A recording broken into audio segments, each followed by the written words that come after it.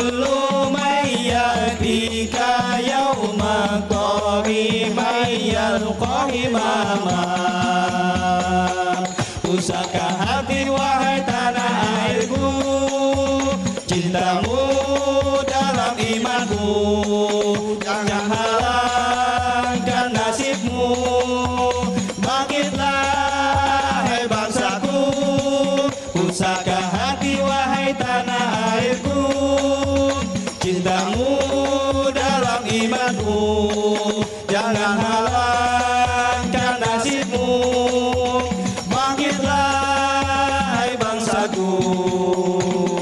Indonesia negeriku, engkau panji martabatku.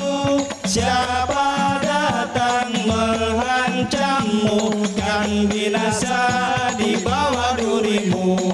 Siapa datang mengancammu, kan binasa di bawah durimu.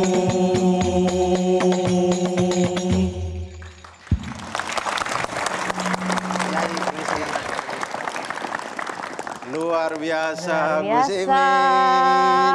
Assalamualaikum warahmatullahi wabarakatuh. Waalaikumsalam warahmatullahi wabarakatuh. Malam hari ini meriah dan spesial sekali Suara Reboan dengan kehadiran Ketua Umum PKB dan calon Wakil Presiden 2024, Gus Muhaimin Iskandar. Selamat malam, Gus. Selamat malam, Gus Imin. Pasti spesial ya, Abdul dan juga pemirsa, karena malam ini bersama Gus Muhaimin kita akan memperingati Hari Santri Nasional, di mana kalau bukan di Suara Reboan, Suara Perubahan. Dan malam hari ini Suara Reboan kembali live dari Metro TV. Sudah hadir bersama kami juga di studio. Selain Gus Imin, ini juga ada para kiai, ustadz, para gus dan juga pimpinan PKB di sini. Selamat malam para kiai, gus dan juga pimpinan PKB. Dan tentunya juga hadir para santri pesantren Madrasatul Quran Al Iskandariyah Ciganjur dan juga santri-santri Pondok Pesantren Yatim Ziyadatul Mubtadi'in Jakarta Timur. Selamat malam semuanya. Dan juga hadir teman-teman Musyawarah Reboan yang sudah ada di studio dan daerah. Selamat datang di Suara Reboan. Untuk teman-teman yang mau menuangkan aspirasinya dapat join relawan Musyawarah Reboan di daerah masing-masing melalui website reboan.id atau hubungi nomor di bawah ini. Karena hasil diskusinya bisa kita bahas di Suara Reboan. Iya. Dan malam ini bukan cuma kita yang punya acara, karena hari ini itu juga ternyata ada acara doa bersama untuk mengantarkan pendaftaran Gus Imin dan Pak Anies oleh majelis dan ponpes di seluruh Indonesia. Selamat malam teman-teman semuanya yang ada di berbagai daerah, itu banyak sekali. Itu sampai ada yang pasang layar tancap ya. Dari Padepokan Kalisoga Brebes. Halo, luar biasa semangatnya. Luar biasa. Assalamualaikum semuanya. Waalaikumsalam warahmatullahi wabarakatuh. Oke, saat ini kita juga sudah tersambung dengan rekan kita di Pendopo Lebak Bulus, tempat diadakannya doa bersama para kiai untuk pendaftaran besok ya, Gus Imin ya, betul ya. Alhamdulillah. Kita akan menyapa ada Kakak Diandra di sana. Selamat malam. Diandra, siapa saja yang sudah hadir di sana dan juga apa saja susunan acaranya? Baik, selamat malam. Saya saat ini berada di pendopo di kediaman Bapak Anies Baswedan menjelang hari besok, yaitu pendaftaran ke KPU, di mana pada malam hari ini diadakan doa bersama sekaligus juga khatmil Quran yang diselenggarakan baru saja dimulai, yaitu sekitar pukul 19.00 waktu Indonesia Barat. Tadi memang acara dimulai sekitar pukul 18:15 waktu Indonesia Barat, diawali dengan sholat maghrib berjamaah, lalu juga dilanjutkan dengan makan bersama, dan baru saja doa bersama ini dimulai. Berdasarkan informasi memang sudah ada sejumlah kiai yang datang, di mana dijadwalkan ada 19 orang kiai yang datang dari, di mana ini sebagian besar berasal dari Jawa Timur, yaitu mulai dari Lirboyo, Malang, Banyuwangi, Sidogiri, Jember, Tuban, Jombang, dan juga Sampang. Pada saat ini juga doa bersama masih terus digelar. Nantinya setelah doa bersama akan diadakan sholawatan dan juga nanti akan ada sambutan juga dari calon presiden kita, dari Anies Baswedan, dan juga nanti ada sambutan dari beberapa kiai yang menghadiri doa bersama hari ini, Maria. Demikian. Baik, terima kasih untuk informasinya Diandra. Terima kasih untuk informasinya jelang pendaftaran dan juga doa bersama ya. Ya, ramai sekali dan khidmat sekali di sana dan luar biasa sekali energi khidmatnya malam ini. Baik di sini maupun di sana semuanya memanjatkan doa ya. Jadi penasaran nih Gus Muhaimin karena kita sambil menantikan pendaftaran katanya yang besok insya Allah ya. Betul. Insya Allah besok. Dan insya Allah nanti juga kita akan terhubung nih dengan Pak Anies Baswedan. Ya insya Allah jika di sana juga bisa sudah agak longgar waktunya mungkin kita bisa berhubungan langsung. Tapi ini saya dengar-dengar katanya besok nih, Gus Imin. Besok insya Allah mudah-mudahan akan berjalan ke KPU untuk mendaftarkan diri. Ini kira-kira apa persiapannya sampai malam hari ini? Ya, hari ini saya lebih banyak menerima tamu-tamu dari daerah yang insya Allah akan bersama-sama mengantarkan, terutama beberapa kiai yang akan mengantarkan kita ke KPU besok pagi. Di samping melengkapi seluruh administrasi yang akan dibutuhkan di KPU. Salah satu tamu-tamu juga sudah ada di sini, Gus Yusuf Pudori dari Magelang, Kiai Zamzami dari Lirboyo Kediri. Alhamdulillah. Juga ada Kiai Saifullah Maksum, Dewan Syuro, Pak Jazilul Fawait ini juga sehari ini kita sibuk menerima tamu-tamu dari daerah ini lalu menyiapkan beberapa syarat-syarat administrasi.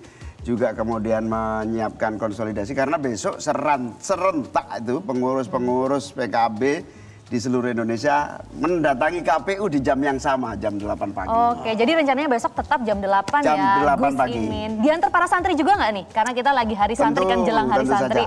Tentu saja. Iya, kebetulan saya ini sangat bersyukur Pilpres tahun ini, pendaftaran Pilpres, proses awal berketepatan dengan momentum yang ditunggu-tunggu oleh santri seluruh Indonesia, yaitu Hari Santri Nasional tahun 2023 yang saya berharap malam ini kita syukuran sekaligus berdoa untuk kesuksesan acara besok, yaitu syukuran akan adanya Hari Santri Nasional 2023 yang selalu menjadi momentum yang membahagiakan, membanggakan, sekaligus memotivasi kita semua. Nah, karena ini jelang Hari Santri ya, Kakak Abdur, kemudian juga besok pasti juga banyak para santri yang akan mengantar Gus Imin dan juga Pak Anies mendaftar di KPU. Ada tidak sih amanah serta wejangan atau momen haru ataupun misalnya doa yang dititipkan dari para ulama maupun kiai serta santri-santri kepada Gus Muhaimin? Ya, seperti yang memang sehari-hari dalam kehidupan para santri ini kan ikhlas ya. Beliau-beliau itu setiap harinya di dalam pengajian, di dalam hall-hall kegiatan di pondok pesantren, jamaah majelis taklim, selalu menyelipkan doa-doa untuk bangsa. Diminta atau tidak minta, diminta atau tidak diharapkan oleh siapapun, selalu yang diselipkan adalah doa. Karena apa? Itu artinya bahwa yang mengharukan bagi saya adalah seluruh ulama, kiai, santri-santri itu nasionalismenya itu teruji. Nasionalismenya menjadi kekuatan yang menjaga bangsa ini tetap bersatu. Seperti lagu Ya Lalwaton tadi. Ya Lalwaton itu menjadi doktrin yang saya kira tidak ada kekuatan yang sangat loyal, fanatik terhadap NKRI kecuali sehari-hari yang dibangun oleh pesantren-pesantren kita. Luar biasa.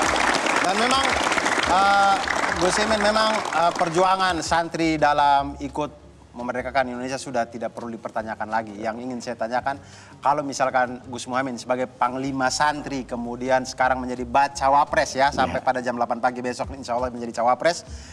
Kira-kira ketika misalkan nanti terpilih, apa yang paling ingin diperjuangkan untuk para santri? Ya, tentu kita harus mengerti betul ya sejarah Hari Santri ini apa. Karena dalam konteksnya adalah dulu sebelum adanya Indonesia, para ulama, para wali-wali mendirikan pesantren untuk menghimpun dan mengajari ilmu-ilmu kehidupan, termasuk agama khususnya. Di mana Islamisasi itu begitu damai, tentram, tidak ada konflik, tidak seperti apa yang ditakutkan. Lalu berkembang menjadi kekuatan komunitas, masyarakat, akhirnya menjadi kekuatan bangsa seperti kita hari ini. Itu dengan seluruh keterbatasan, dengan kemandirian yang kokoh. Ini yang paling pokok, prinsip kemandirian ini. Sehingga dalam posisi keterbatasan apapun bisa mengusir penjajah. Dengan semangat keindonesiaan bisa melahirkan bentuk negara. Negara Indonesia yang NKRI, kombinasi substansi menyatukan Islam dan bangsa. Di situ dulu. Nah, lalu berkembang Orde Baru. Tidak diakui nih, sejarah di dalam masa Orde Baru kekuatan santri ini tidak diakui.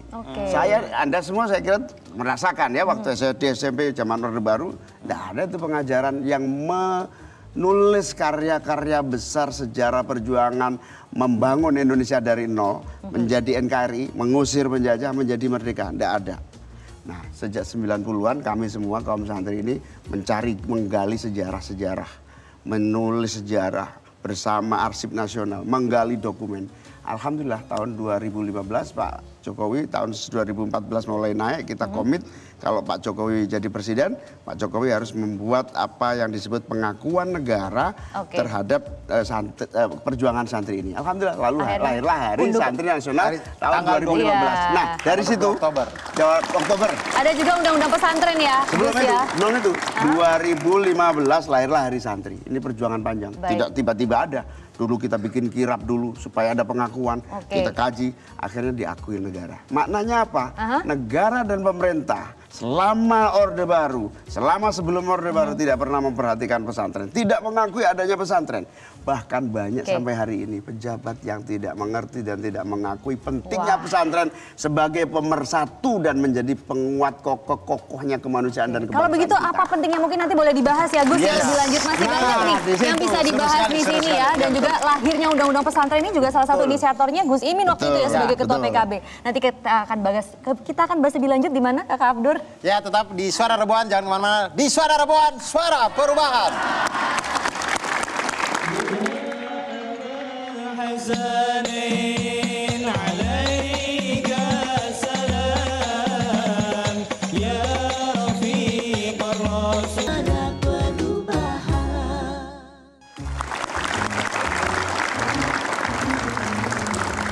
Kembali lagi di Suara Rebuan, suara perubahan.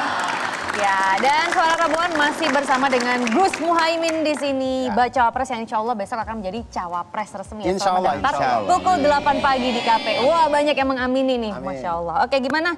Lanjut. Jadi tadi kan Gus Imin sudah bercerita perjuangan santri, begitu ya. Tapi juga ada yang mau kita tayangkan Betul. Karena perjuangan santri dan juga bagaimana profilnya seorang Gus Muhaimin dalam memperjuangkan Hari Santri Nasional itu, kami punya cuplikannya yang akan kita lihat bersama. Ini dia.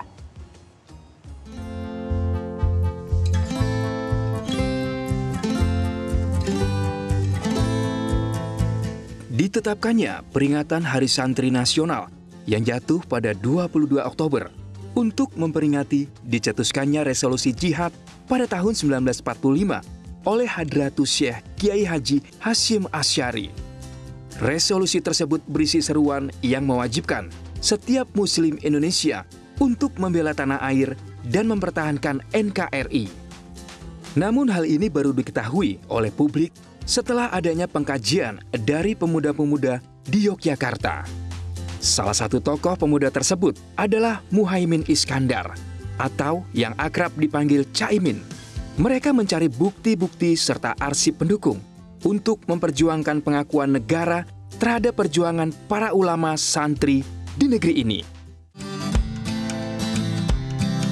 Abdul Muhaimin Iskandar lahir di lingkungan pesantren di Jombang dari pasangan Muhammad Iskandar dan Muhasonah Iskandar. Beliau merupakan cicit dari pendiri Nahdlatul Ulama, Kiai Haji Bisri Sansuri. Beliau pun menimba ilmu di pesantren milik keluarganya sebelum melanjutkan pendidikan di Madrasah Sanawiyah dan Madrasah Alawiyah.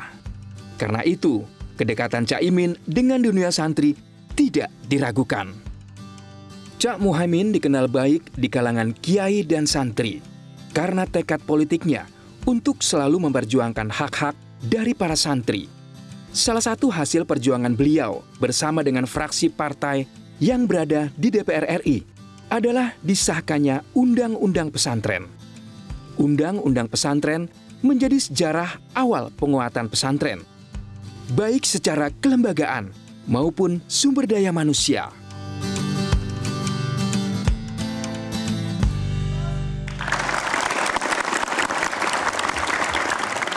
Ya, Kakak Abdur, terlihat sekali ya tadi betapa dekatnya kehidupan Gus Muhaimin dengan para santri. Tapi kita juga lihat dulu ada beberapa perjuangan para santri untuk mempertahankan kemerdekaan berikut ini. Nah, Kita tadi sudah banyak melihat bagaimana peran para santri. Dan tadi juga Gus Imin sudah menceritakan bagaimana awal mulanya Hari Santri itu terwujud begitu ya. Tapi ini masih banyak kan Gus sebenarnya PR-nya. Jadi nanti kalau terpilih pastinya akan ada perhatian lebih untuk para santri di Indonesia. Yang saya ceritakan panjang tadi adalah bahwa santri jasanya besar tapi tidak diakui oleh negara selama Orde Baru. Apa yang akan Gus lakukan kalau begitu? Sejak adanya Hari Santri, negara mulai ada muncul undang-undang pesantren, perpres tentang dana abadi pesantren, dan masih banyak hal yang masih dibutuhkan pesantren. Karena apa? Belum pada tahu pesantren itu fasilitasnya amat sangat sederhana. Kesehatannya terbatas, fasilitas tidak memadai. Mayoritas dari 60.000 pesantren yang mungkin punya fasilitas yang memadai tidak ada 10%-nya. Artinya apa? Negara belum memberi afirmasi dan bantuan. Langkah-langkah berikutnya masih sangat banyak. Karena apa? Karakter rakyat bangsa kita akan dibangun melalui pendidikan karakter di pesantren. Baik. Tidak ada pesantren, tidak akan lahir generasi yang berkarakter. Pendidikan-pendidikan yang lain belum tentu bisa melahirkan karakter sederhana, mandiri, kokoh, tahan banting, kepemimpinan. Nah, artinya apa? Tugas berikutnya adalah melanjutkan undang-undang pesantren, diimplementasikan di dalam peraturan-peraturan pemerintah sehingga negara memperhatikan, pemerintah memperhatikan, memberi fasilitas yang seimbang dengan jasa-jasa pesantren. Peraturan-peraturan daerah, perda-perda. Sekarang hanya ada 13 provinsi dan 50 kabupaten kota. Padahal undang-undang pesantren kan sudah ada sejak tahun 2019. Makanya nanti kalau saya jadi wapres, misalnya jadi presiden, semua kepala daerah dan pemerintah daerah harus membuat perda yang memperhatikan nasib pesantren yang masih tertinggal dan membutuhkan perhatian. Jadi implementasi undang-undang pesantren belum sepenuhnya maksimal ya? Yes, implementasinya.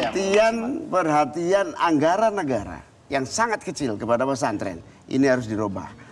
Alhamdulillah dimulai ada kesadaran tentang politik anggaran yang memperhatikan yang paling membutuhkan. Ini bukan soal sekedar golongan pesantren, golongan bagian dari saya, bukan.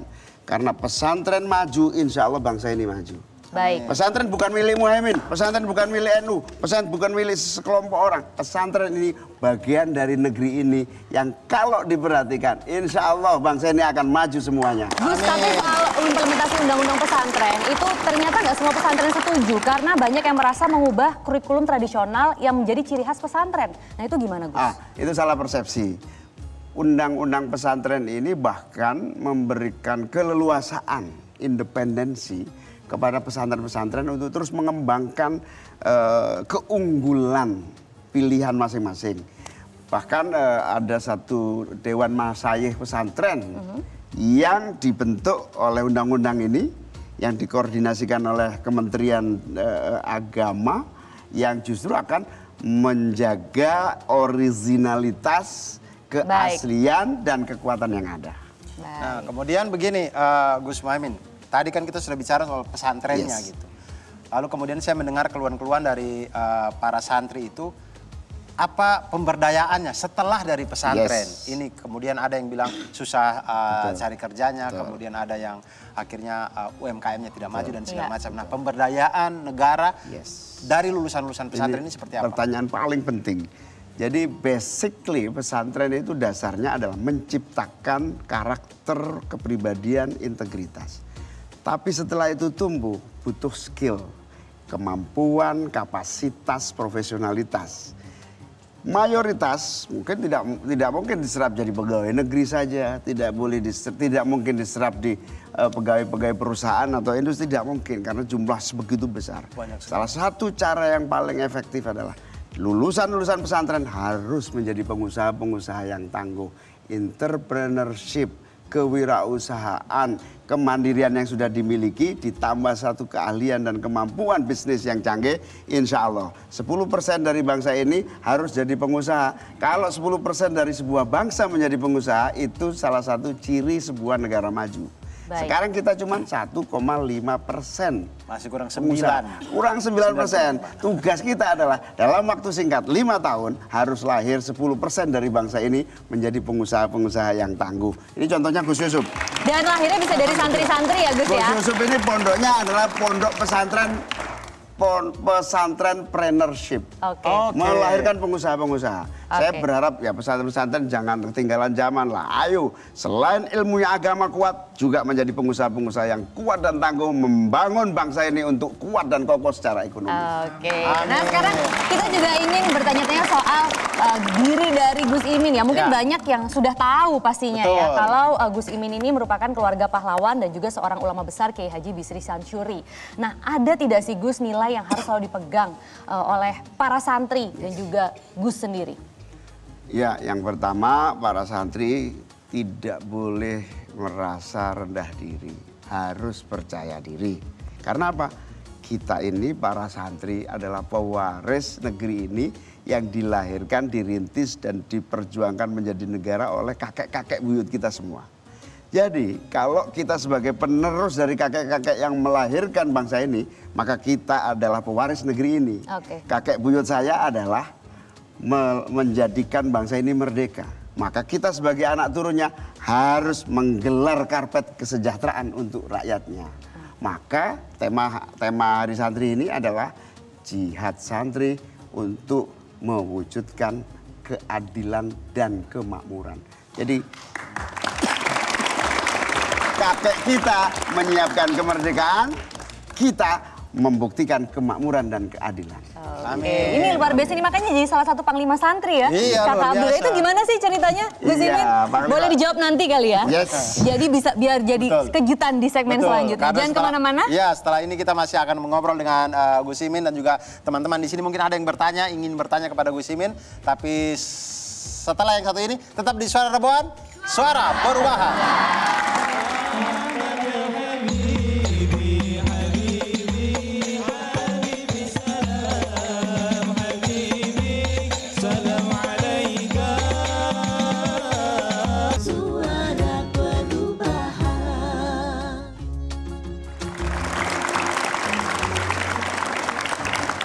Ya, kembali lagi Suara Reboan. Suara Perubahan. Masih bersama Gus Imin di sini. Gus, kalau tadi dibilang memang sebagai salah satu panglima santri ya, boleh diceritain nggak sih dengan singkat gimana waktu itu? Ya, saya sendiri kaget waktu itu setelah kita berhasil mengumumkan Hari Santri Nasional, para kiai, para santri kumpul di Jember. Kira-kira 50 ribuan santri, ada banyak kiai yang hadir juga. Tiba-tiba mengangkat saya menjadi Panglima Santri sebagai rasa terima kasih atas pengesahan Hari Santri Nasional. Saya pulang ke rumah, istri saya ngamuk-ngamuk. Emangnya kalau sudah jadi Panglima Santri memang bisa bantu apa kepada santri? Saya bilang Panglima Santri itu kalau Panglima TNI bintangnya 4, Panglima Santri bintangnya 9. Jadi kekuasaannya lebih besar karena bintang 9. Kekuasaannya itu bercandanya begitu. Tapi kekuasaannya besar, kewenangannya tidak ada, kira-kira gitu. Nah, saya merasa Panglima Santri ini sebagai rasa syukur semua orang yang kebetulan saya ngawal sejak perintis bahan-bahan agar pengakuan para pahlawan santri dan Mbah Hashim menjadi kekuatan, lalu ada Hari Santri Nasional. Tapi intinya santri dan pesantren masih banyak butuh perhatian. Guru ngaji, madrasah-madrasah gajinya masih 50.000 per bulan. Guru-guru madrasah diniyah madin gajinya masih 150.000 per bulan. Yang saya kira ini adalah penegak kesatuan bangsa tapi belum mendapatkan perhatian pemerintah. Nah, Panglima Santri tugasnya di situ. Nanti ya kalau udah dapat kewenangan ya Gus ya. 2024. Oke. Dan mungkin adik-adik yang di sini juga ada yang ingin tanya langsung kepada Panglima Santrinya, saya persilakan. Mungkin ada yang ingin bertanya atau kasih komentar. Oh, ada ini. Silakan. Oh, bismillah. Silahkan, Ukti. Assalamualaikum warahmatullahi wabarakatuh. Waalaikumsalam warahmatullahi wabarakatuh. Perkenalkan, nama saya Minatin Rofiah dari Pati, berasal dari Madrasatul Quran Al-Iskandariyah Ciganjur. Oke, sebelumnya terima kasih untuk kesempatan bertanya. Di sini saya akan bertanya mengenai masih banyak pesantren yang kekurangan sarana dan juga prasarana seperti air bersih dan juga perawatan sehari-hari. Maka dari itu, apakah sebaiknya ada bantuan operasional terutama yang kecil di desa-desa dan juga pelosok-pelosok. Terima kasih. Wassalamualaikum warahmatullahi wabarakatuh. Waalaikumsalam warahmatullahi wabarakatuh. Kebutuhan dasar air bersih juga masih susah ya ternyata Gus ya. Itu apa sih Gus yang menyebabkan seperti itu? Ya, saya bilang santri itu mandiri karena memang dengan keterbatasan yang ada. bahkan gratis kan rata-rata pesantren itu. Sehingga fasilitas air, fasilitas MCK itu terbatas. Jadi rata-rata pesantren kita yang masih terbatas itu membuat kesehatannya sangat buruk. Gatal-gatal, kudikan, malah ada cerita-cerita yang menurut saya membahayakan. Jangan ngaku santri kalau belum pernah kudikan. Iya, belum pernah gatal-gatal. Itu nggak boleh diteruskan ini. Iya. Kalau saya jadi wapres ini nggak boleh menjadi kebanggaan ini. Gatel kok bangga. Saya bilang gitu. Nah itu berarti fasilitas air bersihnya belum tercukupi. Bahkan jangan salah, di pesantren di Jabodetabek saja masih banyak yang santrinya pulang gatelan. Karena MCK-nya buruk. Karena apa ya, namanya juga madrasah kan gratis.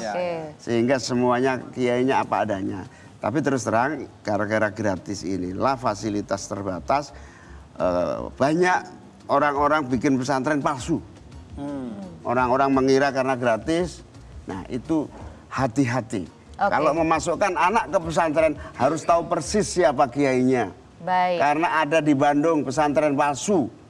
Karena gratis orang datang, padahal penjahat yang membuka pesantren. Nah itu pemerintah dan kita semua, saya sebagai Panglima Santri sekarang menggerakkan. Laporkan kepada saya kalau ada orang pura-pura bikin pesantren, merekrut santri seenaknya, ujung-ujungnya kekerasan dan kejahatan. Mari kita bangsa ini harus mengawasi semua. Kalau tadi Minanti bilang perlu ditambah dana operasional nggak untuk pesantren-pesantren? Pesantren ini sebetulnya sejak Pak Jokowi sudah kita mulai. Ada bantuan-bantuan untuk MCK, tapi masih tidak lancar. Kemudian bantuan untuk sarana air bersih. Bahkan banyak yang kekeringan. Di Bojonegoro banyak pesantren yang ngambil airnya di sungai. Dengan jarak 3 kilo, 2 kilo. Di bor nggak bisa. Ini kayak begitu. Jadi nanti pemerintah bisa nggak sih Gus harusnya memberi bantuan bisa, duit negara banyak. Terlalu kecil untuk membuat pesantren ini bersih semua. Terlalu kecil buat negara. Gampang itu kalau negara mau. Berarti nanti Panglima Santri mau ya, siap ya? Berarti kalau negara kita kaya kok. Kalau kata Gus Muhaimin itu gampang sekali. Maksudnya kalau negara mau bisa, berarti yang dulu-dulu ini belum mau ya. 3.000 triliun anggaran kita. Sekecil aja sudah cukup untuk santri-santri kita. Oke, baik. Ada lagi yang bertanya atau kita lempar ke Zoom? Di Zoom di sini. Oke. Mungkin ada yang ingin bertanya lagi. Kalau tadi sudah Ukti yang mewakili. Ada Ahi, oh itu sebelah sana. Silahkan. Mari ya Ahi, ya silakan. Silahkan Ahi. Akhina kita di sini, silakan. Assalamualaikum warahmatullahi wabarakatuh. Waalaikumsalam warahmatullahi wabarakatuh. Perkenalkan nama saya Lekjan Sukadivi. Ya, silakan. Kenapa santri di era teknologi saat ini harus tetap bangga menjadi seorang santri? Kenapa santri daerah pada saat ini? Kenapa santri di era teknologi saat ini harus tetap bangga menjadi seorang santri? Oh, kenapa santri di era teknologi seperti ini harus tetap bangga menjadi santri, Gus? Oh, jelas. Santri itu pewaris sejarah. Kiai ulama lah yang memerdekakan bangsa ini. Kiai ulama lah yang membentuk namanya NKRI dengan Pancasila dan Undang-Undang Dasar 45. Gimana nggak bangga? Satu. Yang kedua, kalian sebagai santri itu rata-rata punya modal. 2, 1, kemauan untuk belajar, kemauan untuk maju, kemauan untuk berubah. Sehingga apa? Kalau ada teknologi maju apapun akan cepat beradaptasi. Tapi pandangan orang ini Gus sama santri itu selalu ini hanya ngerti ilmu agama aja gitu. Pandangan orang dan pencari lapangan pekerjaan tuh seperti itu gitu. Dan juga mungkin kayak kolot kalau di pesantren apa santri. Banyak salah paham. Gimana tuh caranya untuk mengubah pesantren atau santri kita itu terkategori banyak sekali. Memang ada yang pesantren yang khusus agama, ada pesantren dengan sekolah modern, ada pesantren yang kombinasi antara khusus agama dan modern. Ini memang ada tiga kategori. Kiai Zamzami di Lirboyo ini santrinya 21.000 dalam satu tempat. Wow. Agama tok menjadi pembelajarannya. Tapi di sisi yang lain ada sekolah umumnya, Ada Arisalah itu misalnya sekolah sangat modern dengan fasilitas yang sangat bagus di samping sekolah. Jadi pilihan-pilihannya sangat banyak sekali. Nah, jadi kolotnya itu ya memang mayoritas gratis, mayoritas. Sehingga keterbatasan sarana. Bayangkan setelah COVID itu jumlah santri di semua pesantren itu meningkat tajam. Ada dua sebab. Sebab nggak percaya dengan pendidikan di luar pesantren. Sebab yang kedua karena gratis. Ekonominya lagi sulit. Ekonomi lagi sulit, udah gratis saja. Orang tapi sebenarnya bisa seimbang ya, ilmu pengetahuan dan ilmu agama. Itulah tugas pemerintah yang belum maju didorong untuk maju. Nah, bagaimana menghadapi teknologi sekarang? Pemerintah, pesantren harus kerjasama. Semua harus melek teknologi. Tidak ada pilihan, dan saya yakin santri-santri mudah beradaptasi dengan itu dia kata kuncinya, mudah beradaptasi ya. Baik, nanti kita masih akan banyak bahas lebih lanjut ya jelang Hari Santri Nasional bersama Gus Muhaimin di sini. Di mana lagi kalau bukan di Suara Rebuan, Suara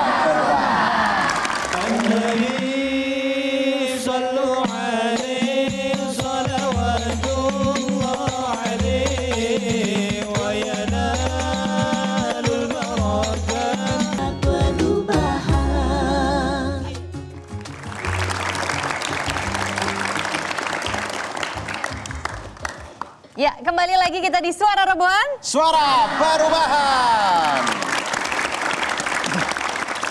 Oke, sebelum kita melanjutkan berbincang dengan Gus Muhaimin, kita juga masih tersambung ini dengan pendopo di Lebak Bulus yang sedang doa bersama ya. Betul. Dan kali ini Pak Anies sudah bisa menyapa bersama kami semua di sini. Betul, selamat malam Pak Anies. Coba kita cek dulu. Assalamualaikum Pak Anies. Waalaikumsalam warahmatullahi wabarakatuh. Oke. Pak Anies, ini dalam menyambut Hari Santri ya, Kakak Abdur. Bagaimana Pak Anies keadaan di sana, lancar-lancar kegiatannya dari tadi ba'da maghrib sampai sekarang?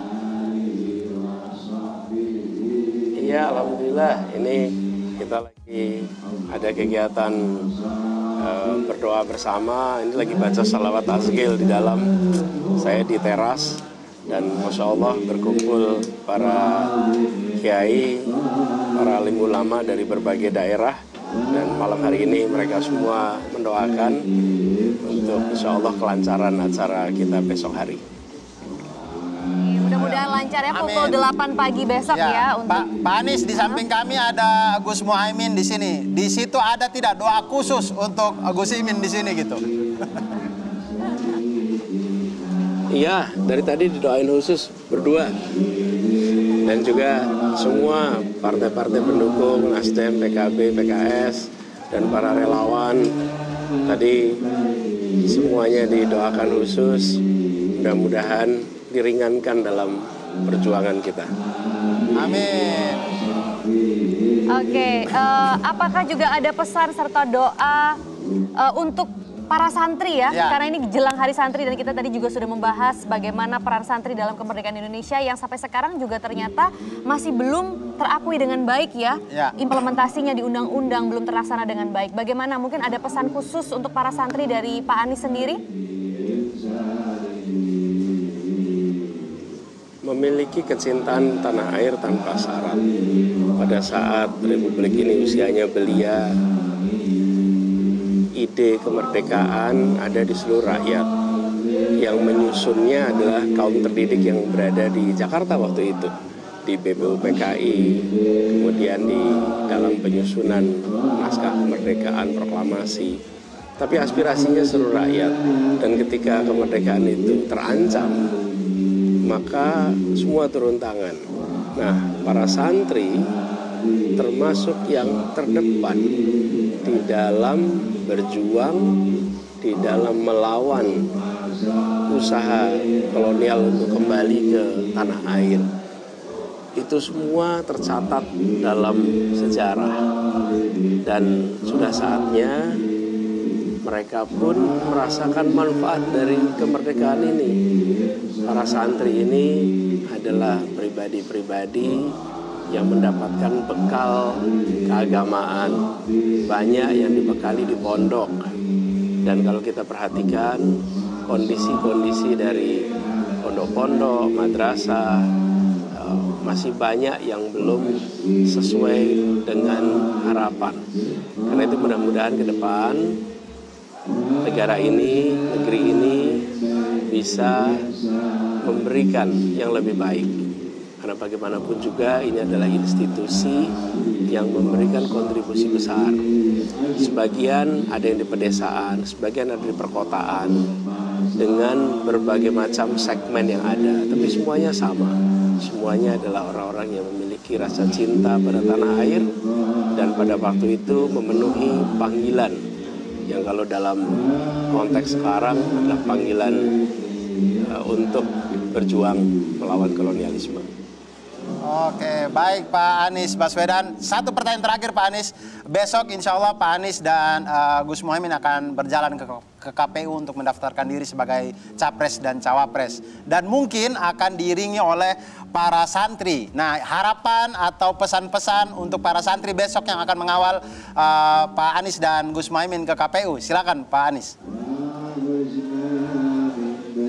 Kita jaga ketertiban, kita jaga kerapihan, kita jaga nama baik. Kita semua mendatangi KPU dengan niat yang mulia. Karena kita ingin agar masa depan Indonesia menjadi masa depan yang adil bagi seluruh rakyat. Kita ingin keluarga-keluarga kita mendapatkan kesetaraan kesempatan. Kesempatan pendidikan, kesempatan untuk pekerjaan yang layak, kesempatan untuk mendapatkan kebutuhan pokok yang terjangkau, kesempatan untuk terlindungi dalam kesehatan. Itu adalah misi yang kita emban. Karena itu kedatangan kita ke KPU adalah bagian dari sikap yang bertanggung jawab atas masa depan bangsa. Jadi bagi semua yang terlibat, semua yang akan hadir, jaga ketertiban, jaga kerapian, dan selalu memperhatikan satu sama lain. Ambil tanggung jawab. Bila di sana ada yang terserak, maka ikut dibersihkan. Bila ada yang tertinggal, ikut diajak. Dengan begitu suasana yang guyup, suasana yang mempersatukan, suasana yang meneduhkan, dan menjadi pesan kepada semua bahwa untuk menghadirkan Indonesia berkeadilan, dikerjakan dengan cara yang baik, cara yang tertib, cara yang sopan, cara yang baik. Mudah-mudahan ini menjadi pesan awal yang baik untuk semuanya. Baik, terima kasih banyak atas waktunya Pak Anies. Untuk waktunya ya, semoga lancar untuk besok ya. Amin, amin. Assalamualaikum warahmatullahi wabarakatuh Pak Anies. Dan itu tadi kita sudah dengarkan ya, tadi di sana ada back soundnya itu ada solawat di sana juga, khidmat sekali pada malam hari ini, baik di sini maupun di sana. Dan biar ini juga tambah khidmat mungkin kita juga berdoa di sini kali ya. Atau mau tanya dulu? Kayaknya masih banyak waktu nih untuk tanya ya. Oh, silakan. Iya kan ya. Jadi kayaknya tadi masih banyak mungkin yang ingin disampaikan. Itu tadi kalau harapan dari Pak Anies begitu. Mungkin ada komentar dari Gus Imin begitu, ingin melengkapi apa yang menjadi harapan dari Pak Anies. Khususnya untuk para santri. Malam ini di tempat saya juga akan dilanjutkan setelah acara ini. Kalau bahasanya itu ruatan. Doa bersama untuk persiapan besok. Supaya semuanya lancar, diridhoi dan tertib. Nah tentu saya berharap selain yang mengantarkan ke KPU, saya paling berharap adalah semua santri-santri di Indonesia dalam jam yang sama. Jam 8 pagi besok mendoakan kita-kita, membacakan Fatihah, memohon kepada Allah. Insya Allah duet santri ini akan membawa perubahan dan perbaikan nasib kita semua. Amin. Mohonkan kepada Allah, moga-moga duet santri ini bisa membawa Indonesia menjadi negara maju, negara yang adil, negara yang makmur. Bahkan kita berharap kalau kita cepat maju, kita bisa cepat menolong negara-negara lain yang masih menderita. Amin. Kita tolong Palestina, kita tolong India, kita tolong Afrika, kita tolong negara-negara lain. Syaratnya kita harus cepat maju dalam sewaktu secepatnya. Gus, ini mungkin pertanyaan dari saya pribadi dan banyak orang yang ingin bertanya karena pada hari ini juga kejadiannya masih hangat sekali. Gus, saya mau tanya, ada strategi khusus nggak lawan Pak Mahfud? Santri juga. Iya, sama-sama Jawa Timur. Sama-sama Sama-sama Jatim. NU kira-kira. Kalau strategi disampaikan itu berarti bukan strategi, karena strategi itu biasanya rahasia. Spill dikit deh, spill dikit. Ya begini ya, Jawa Timur kalau ukuran pertanyaannya, Jawa Timur itu kandang PKB. Jadi sebagai rumah PKB saya kira tinggal sedikit saja persiapannya, yaitu menggerakkan semua potensi yang ada untuk lebih proaktif menyapa masyarakat. Yang kedua, yang belum paham tentang misi perjuangan ini, mari kita fahamkan. Bagaimana agar pokoknya kalau ini menang, nasib berubah. Kita ini tujuannya itu, berubah nasib. Itu harus dijelaskan satu persatu kepada masyarakat. Sehingga saya yakin pesaing, kompetitor, siapapun kita nggak ada masalah. Baik. Yang paling penting adalah kekuatan utama harus bergerak meyakinkan masyarakat siapapun bahwa meskipun kami ini duet santri, kami ini untuk Indonesia, kami ini untuk semua golongan. Kami ini membela santri itu karena memang santri sedang dalam posisi yang masih serba terbatas. Baik. Tapi yang kami bela adalah semua rakyat Indonesia dari latar belakang kondisi apapun, semua sama, semua adalah bangsa Indonesia. Oke, kalau begitu langkah perubahan apa yang sudah disiapkan untuk Gus Imin nanti jika terpilih? Persiapan yang pertama adalah harus ada kondisi semua adil. Negara yang kaya raya ini harus dinikmati merata oleh semuanya, bukan oleh segelintir orang. Itu. Negara ini harus adil, semuanya punya hak di depan hukum dan perundang-undangan sama, tidak diskriminasi. Negara ini harus bersih dari korupsi, dibersihkan dari hilir ke hulu, tidak hanya ngomong doang. Kalau cuma ngomong semua bisa, kita bergerak untuk memperbaiki. Dan seterusnya, kita misalnya dalam waktu singkat harus mandiri di bidang pangan. Petani kita besar, tanah kita luas, tanah kita subur. Kenapa masih impor? 20 tahun kita berusaha keras agar menghentikan impor, masih belum bisa. Syaratnya cuma satu aja, libatkan petani, berdayakan petani, beri pupuk petani, beri bibit yang bagus, beli hasil produknya dengan harga yang baik, sehingga pasar ada di tangan kita sendiri. Amin. Amin. Dan itu dia tadi langkah perubahan dari Gus Imin dan juga Pak Anies. Dan untuk menambah kehikmatan kita dalam memperingati Hari Santri pada malam hari ini. Dan juga untuk mengantarkan pasangan Pak Anies dan Gus Muhaimin untuk pendaftaran besok. Alangkah baiknya kita juga berdoa untuk para santri juga kelancaran pendaftaran besok. Dan di sini kita kehadiran sudah tamu spesial dan akan memimpin doa yaitu Gus Kiai Haji Zamzami Mahrus. Sebelum berdoa saya ingin mengucapkan selamat. Boleh, silakan. Selamat Hari Santri Nasional. Jihad santri mewujudkan keadilan dan kemakmuran. Amin. Dan ini dia doa tadi dari Kiai Haji Zamzami Mahrus, pengasuh Ponpes Al-Baqarah Lirboyo Kediri. Kepada Hadratus Syekh kami persilakan.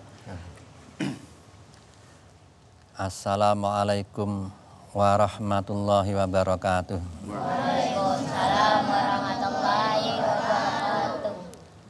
Bismillahirrahmanirrahim. Allahumma sholli wa sallim wa barik ala Sayyidina Muhammad. Amin. Wa ala ali Sayyidina Muhammad. Sholatan tunjina biha min jamil ahwal wal afat. Wa taqdilana biha jami'al hajat. Wa tutahhiruna biha min jami'is sayiat. Wa tarfa'una biha indaka ala darajat. Wa tuballighuna biha aqsal ghayat min jamil khairat fil hayati wa ba'dal mamat. Allahumma inna nas'aluka salamatan fid din wa afiyatan fil jasad wa ziyadatan fil ilmi wa barakatan fil ilmi wa barakatan fi rizqi wa taubatan qoblal maut wa rahmatan indal maut wa maghfiratan ba'dal maut wal afa indal hisab. Rabbana la tuzigh qulubana ba'da id hadaitana wa hab lana min ladunka rahmah innaka antal wahhab. Rabbana hab lana min azwajina wa dzurriyyatina qurrata a'yun waj'alna lil muttaqina imaman. Allahumma shalli ala Sayyidina Muhammad tibbil qulubi wa dawaiha wa afiyatil abdani wa shifaiha wa nur absari wa diaiha wa ala alihi wa sahbihi wa salim. Allahumma inna nas'aluka ridhoka ya Allah. Allahumma inna nas'aluka ridhoka wal jannah wa na'udzubika min sakhatika wan nar. Al-maj'al baldatan Indonesia baldatan aminatan mutmainnatan rakhiyatan wajma subana alama yurdik. Ya Allah, jadikanlah negara kami, negara Indonesia, negara yang aman, damai, sejahtera. Amin. Dan satukanlah bangsa kami apa yang Engkau ridhoi ya Allah.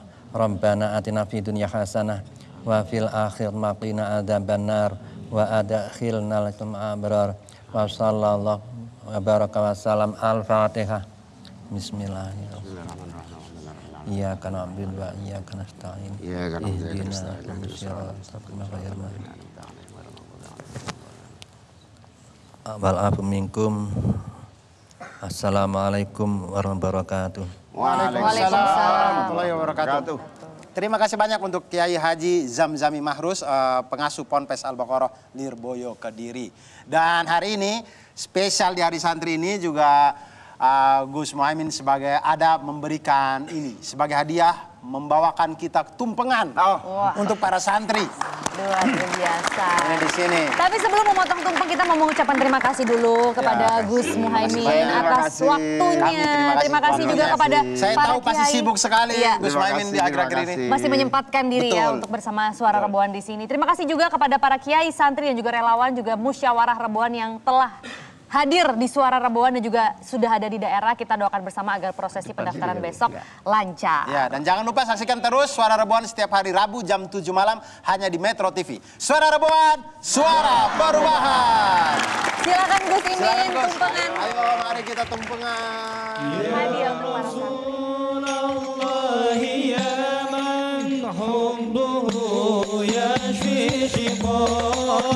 Ya Rasulullah ya man hubbuhu yashfi shiqam anta wallahi syafi'un lil wara yawma ziham anta wallahi syafi'un lil wara yawma ziham la ilaha illallah Allah ya Maulana, la ilaha illallah. Allah ya Maulana, la ilaha illallah.